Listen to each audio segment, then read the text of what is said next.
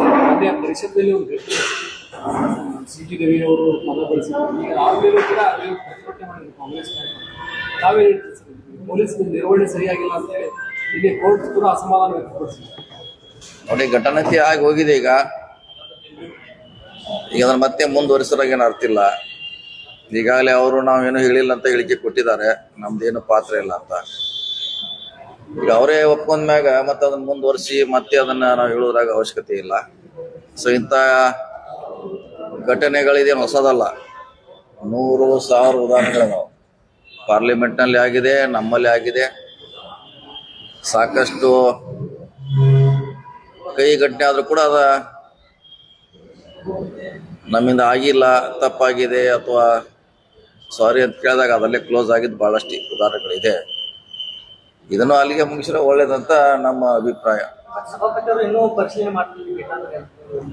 ಆಗಿದೆ, ಅಲ್ಲಿ ಹೋಗಿದೆ, ನಮ್ಮ ಹಕ್ಕು ಕಮಿಟಿಗೆ ಹೋಗಿದೆ, ಅಲ್ಲಿ ಅವ್ರ ನಿರ್ಣಯ ತೆಗೆದುಕೊಳ್ಳಿ. ಈಗ ಸಾರ್ವಜನಿಕವಾಗಿ ಇದನ್ನ ಮತ್ತೆ ಅನಾವಶ್ಯಕ ಮಾಡೋದು ಅವಶ್ಯಕತೆ ಇಲ್ಲ.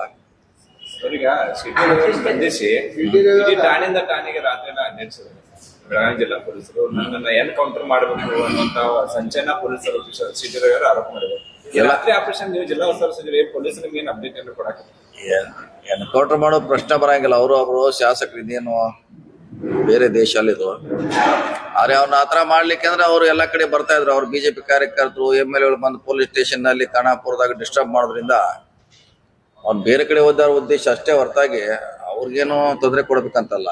ಇವರಲ್ಲಿ ಹೋಗಿ ಜಾಸ್ತಿ ಒಳಗಡೆ ಹೋಗೋದು, ಪೊಲೀಸರನ್ನ ಬೈದು ಈಗ ಮಾಡೋದ್ರಿಂದ ಶಿಫ್ಟ್ ಮಾಡಿದಾರೆ ಹೊರತಾಗಿ ಬೇರೆ ಉದ್ದೇಶದಿಂದ ಏನ್ ಮಾಡಿಲ್ಲ.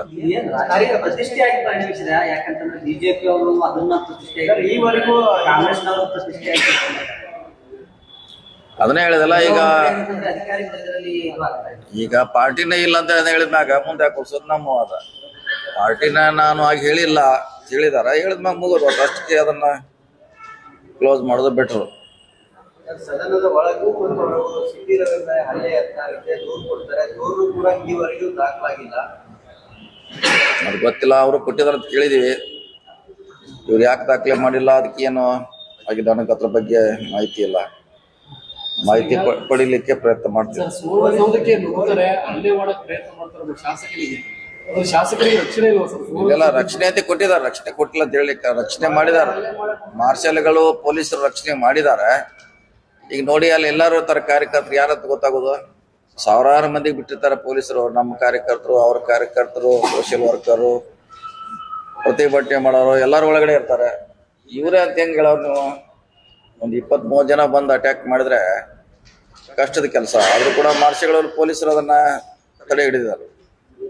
ಪರಿಷತ್ನಲ್ಲಿ ಆ ಪದ ಬಳಕೆ ಮಾಡುವಾಗ ನಾವೇ ಇದ್ವಿ ಅಂತೇಳಿ ಉಮಾಶ್ರೀ ಮತ್ತು ನಾಗರಾಜ್ ಯಾದವ್ ಹೇಳ್ತಾರೆ. ನಾವೇ ಸಾಕ್ಷಿ, ನಮ್ಮ ಮುಂದೆ ಅಂದಿದ್ದಾರೆ ಅವರು. ಹೌದ್ರಿ, ಅಂದಿರಬಹುದು. ಈಗ ಅವ್ರು ಇಲ್ಲ ಅಂತ ನಾ ಅದ್ರ ಹಿಂದಕ್ಕೆ ಪಡಿತೀವಿ ಅಂದಾಗ ಮುಗಿತು ಅಂತ ಬಹಳಷ್ಟು ಘಟನೆಗಳನ್ನ ನಾವು ನೋಡಿದೇವಲ್ಲ.